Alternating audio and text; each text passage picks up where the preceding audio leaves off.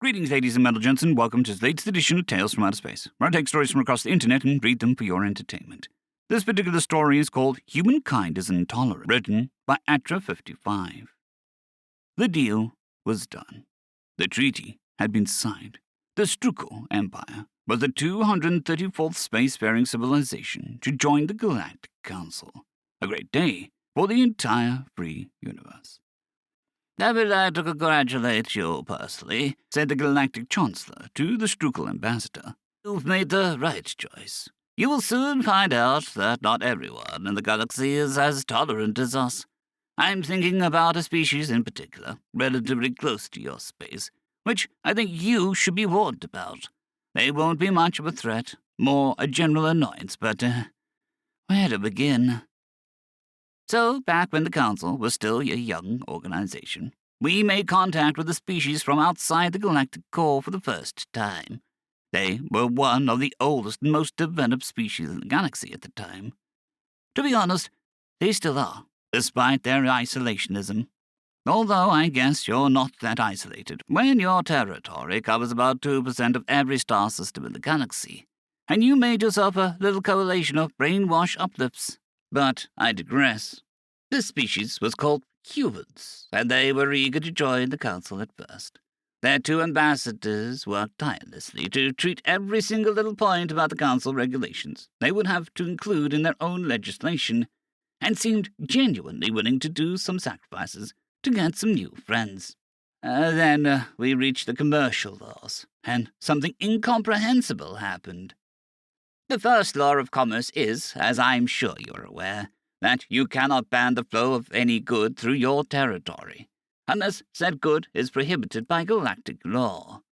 The humans accepted gladly, yet when we got to the harmonization of taxes and products, things went sour pretty quickly. We told them the recommended rates for a variety of common goods. They have not changed that much since then. Luxury clothing 5%, rare ores and jewelry 7%, slaves 6%.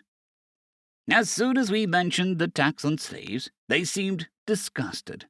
My predecessor assumed that for them, like for many other species, slaves were very culturally important, and they were worried that these taxes would impact their way of life. She was quick to assure them that these rates were just recommendations and they could go lower if they wanted. The humans' response was an unexpected one. "I assume the former statement about not forbidding the flow of any legal good also applies to slaves?" My predecessor said yes, not understanding what that had to do with the current problem. "Then," said the other human ambassador, "know that we will not join your mockery of an organization in a million years, and hope to never have the displeasure of meeting you ever again." Then they left, without a word. The only formal contact we have with them is at every galactic election, where they send to every member a message, nothing more than a torrent of insults to our cultures and ways of life, which seemingly grows each time they learn more about us. For my election, for example, they denounced slavery, as they always do, but also the tradition of my people to burn the husband alive during the wife's funeral. They insulted the tradition of the Zurelians to hunt other sapiens for sport, and the ethical one of using them as cattle. They went so far as to imply that the genetic modification the cattle underwent to be put in a perpetual state of pleasure only made things worse. They claimed that the Ustra tradition of marrying children is barbaric, and decried any form of eugenics, even for disabled. Wait, they think eugenics is bad? I know. How such a species can maintain such a large empire despite their bigotry and moral bankruptcy is beyond me. But these messages can just be ignored, so they're not such a big deal, are they?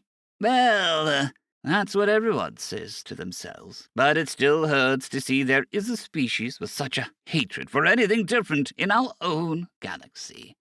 The part that makes them really annoying is not the messages, though.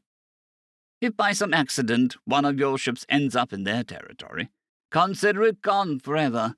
The crew will be put in prison for the rest of their lives, while any slaves that might be aboard will be stripped from the purpose of their existence in the name of some mysterious and twisted ideal. The humans will also gladly take in any fugitive, revolutionary, or freethinker that opposes our sacred tradition. Sometimes they go so far as to spread their insane doctrines amongst the masses to create agitation and destabilize our government. Creator, these guys really sound like a pain to deal with. Believe me, they are. The Chancellor sighed. The galaxy would be a much better place if only they were not so intolerant. End of story. Story number 2. Rescue by algae father anthracite. Betty was sitting in a crash couch, breathing hard. The intercom kept cutting in and out, but she thought there had been a collision with a stray asteroid. However, she wasn't sure. Several other passengers were in the life pod with her, though none of them were humans. Once the last crash couch was occupied, the pod released automatically. For a few brief moments, Betty was weightless until the artificial gravity unit kicked in. The other occupants of the pod were making noises that indicated distress. Betty felt the jets kick on, and the pod began to move. There were over 1,000 passengers on the ship, and each of the pods held about a dozen individuals. Soon the pods would all link up, making it easier to share resources and effect a rescue. With over 100 individual beacons, they shouldn't be too hard to spot. Rescue should be fairly swift. Modern life pods were designed with 3 modular ports, one on the top center, one on the bottom center, and one on the port or starboard side. When ejected, they would automatically assemble into a long double-column stacks. This allows the occupants to move around and find any companions who were forced apart by seating availability, or simply because they were on desperate parts of the ship when the evac was ordered. It also aided in sharing resources and eased rescue efforts.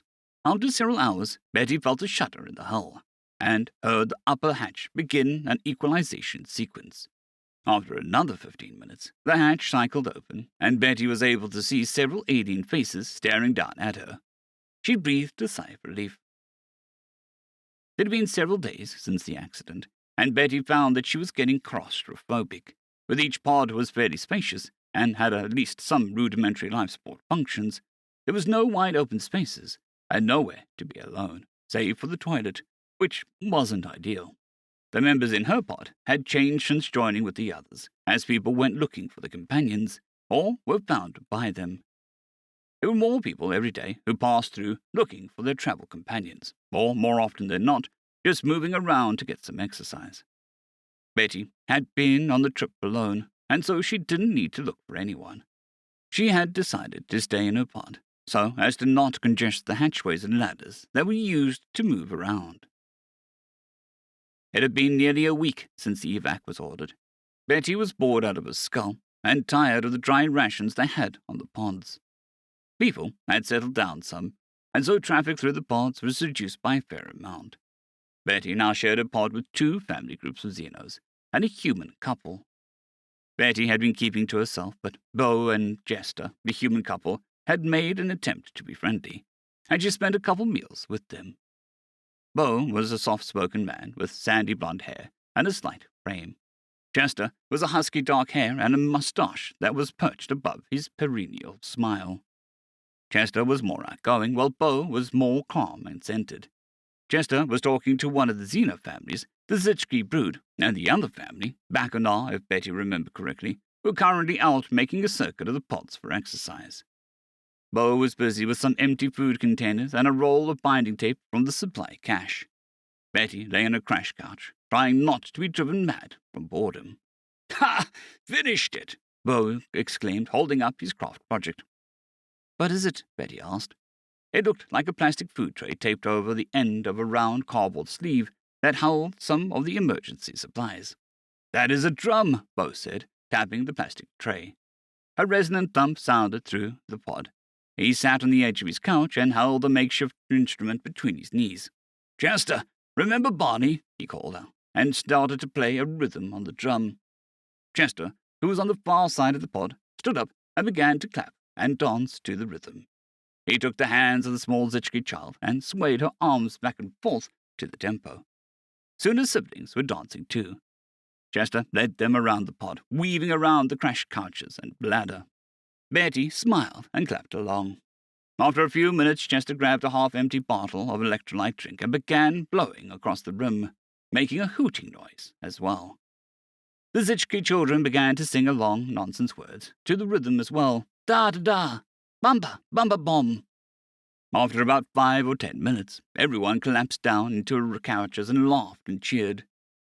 Taken by the moment, Betty began to sing. Just a simple tune from an old movie she saw when she was a kid. It had always stuck in her head. Her voice carried through the nearby pods, and when she was done, a smattering of applause came through the hatches. Betty felt her cheeks get hot, and she buried her face in her hands. Lovely, said Bo. Just then a voice drifted in from the adjacent pod. The language was unfamiliar, but beautiful. When the song ended, Betty and everyone in her pod applauded. So, what was it this time? Asked the captain. Singing, and some rudimentary instruments, answered one of the crew. Never fails. Humans always do something to entertain themselves and the rest of the evacuees, Captain said. Apparently everyone took turns, not just the humans, sir.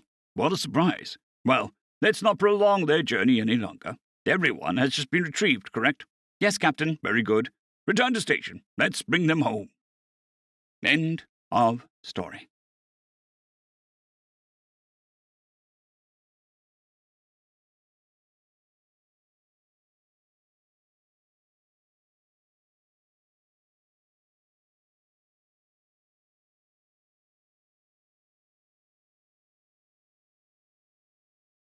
Caspar Arnholtz, John Creighton, Manatharia, 050, Dragzoon WRE, and Elijah Silvercross. Thank you very much.